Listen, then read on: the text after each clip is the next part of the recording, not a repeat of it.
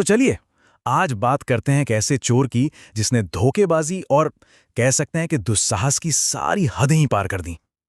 ये सिर्फ एक चोरी की कहानी नहीं है, ये तो भाई कलाकारी के एक जबरदस्त दास्तान है। चलिए इस रोमांचक सफर पे निकलते हैं। जरा सोचिए, इतिहास की सबसे बड़ी ट्रेन डकैती कोई कैसे अंजाम दे सकता है, और वो भी एक ऐसी ट्रेन से जो कभी रुकती ही नहीं। सवाल सुनने में तो सीधा है, पर जवाब जवाब उतना ही टेढ़ा है। और इसका जवाब इतना अजीब और इतना शानदार है कि यकीन करना मुश्किल है। आप पुलिस को ही अपना साथी बना लेते हैं। जी हां, कानून के रखवाले ही लुटेरों के मददगार बन जाते हैं। और दांव पर क्या लगा था? कोई छोटी मोटी रकम नहीं, पूरे 500 करोड़ रुपए का राष्ट्रीय खजाना, पुरानी कलाकृतियां, हीरे जवाहरात, मतलब एक ऐसा इनाम जिसे हासिल करना किसी सपने से कम नहीं था। तो कहानी का पहला हिस्सा शुरू होता है एक बिल्कुल नामुमकिन से लगने वाले चैलेंज के साथ। एक हाई सिक्योरिटी ट्रेन से खजाना चुराना जो दिल्ली तक बिना रुके दौड़ती है। पुलिस की शक की सुई 3 लोगों पर थी। एक था इस्माइल कोयला, जो अंधेरे का बादशाह माना जाता था, और दूसरा था मास्टर इंडिया, एक सुपर हीरो का बिगड़ा हुआ बेटा। लेकिन उनके तरीके भाई अब पुराने हो चुके थे और दोनों ही कानून के जाल में फंस गए। अब मैदान में बस एक ही खिलाड़ी बचा था, एक ऐसा नाम जिसे किसी पहचान की जरूरत नहीं, तबरेज मिर्जा खान, जिसे दुनिया जानती है 30 मार खान के नाम से।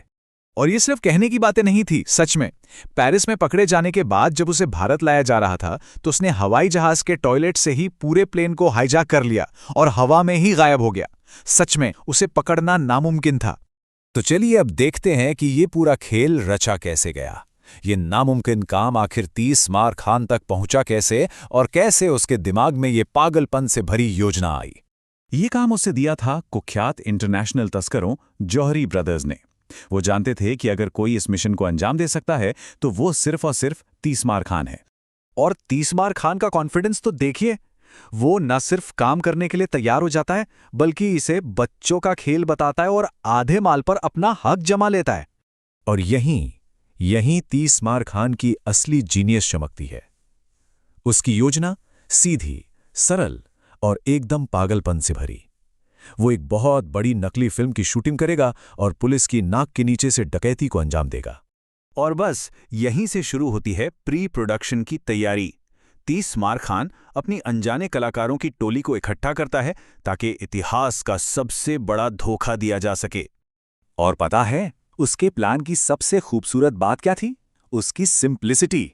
वो एक फिल्म की घोषणा करेगा, एक सुपरस्टार को साइन करेगा और एक पूरे गांव को यकीन दिलाएगा कि वे फिल्म बना रहे हैं, जबकि असल में वे एक बहुत बड़े अपराध में उसका साथ दे रहे थे। आप अंदाजा लगाइए कि यह धोखा कितना बड़ा था। गांव वालों को लग रहा था कि वे स्वतंत्रता सेनानी हैं जो फिल्म के लिए अंग्रेजों से लड़ रहे हैं, लेकिन असल में वो असली पुलिस से असली खजाना लूट रहे थे।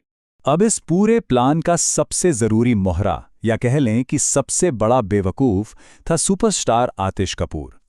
30 मार खान जानता था कि ऑस्कर का लालच देकर आतिश से कुछ भी करवाया जा सकता है, यहां तक कि अनजाने में एक ट्रेन भी लुटवाई जा सकती है। और अब आता है वो दिन, कहानी का सबसे रोमांचक मोड़, डकैती का दिन, जिसे फिल्म के सबसे बड़े सीन की आड़ में अंजाम दिया गया। और सब कुछ बिल्कुल घड़ी की सुई की तरह एकदम सटीक तरीके से हुआ। हीरो आतिश कपूर ने ट्रेन रोकी, गांव वालों ने पुलिस को काबू में किया और निर्देशक साहब खजाने के साथ रफूचक्कर हो गए।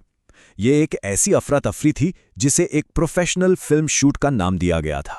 और ठीक जब लग रहा था कि भाई सब कुछ प्लान के हिसाब से चल रहा है, कहानी में आ जाता है एक जबरदस्त ट्विस्ट। 30 मार खान की मां, जो उसे एक असली डायरेक्टर मानती है, डकैती के बीचों बीच अपने बेटे का काम देखने पहुंच जाती है।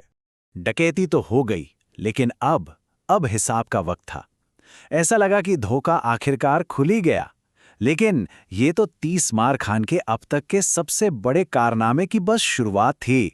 और जाहिर है इसके फौरन बाद कानून के लंबे हाथ 30 मार खान तक पहुंच ही गए। वो और उसके भोले भाले साथी, मतलब कि पूरा गांव, गिरफ्तार हो जाता है। एक पल को तो लगता है कि खेल खत्म, लेकिन कोर्ट में पहुंचते ही कहानी ने एक और मजेदार मोड़ ले लिया। गांव वाले, जो अब भी उसे एक महान डायरेक्टर मानते थे, उसकी तारीफों के पुल बांध देते हैं। वो बताते हैं कि कैसे उसने अनजाने में ही गांव की सालों पुरानी समस्याओं को सुलझा दिया था। खैर, गांव वालों की इन इमोशनल दलीलों के बावजूद कानून तो अंधा होता है। जज अपना फैसला सुनाता है, तीसमार खान को 60 साल की जेल। लेकिन असली खेल तो अब शुरू होना था।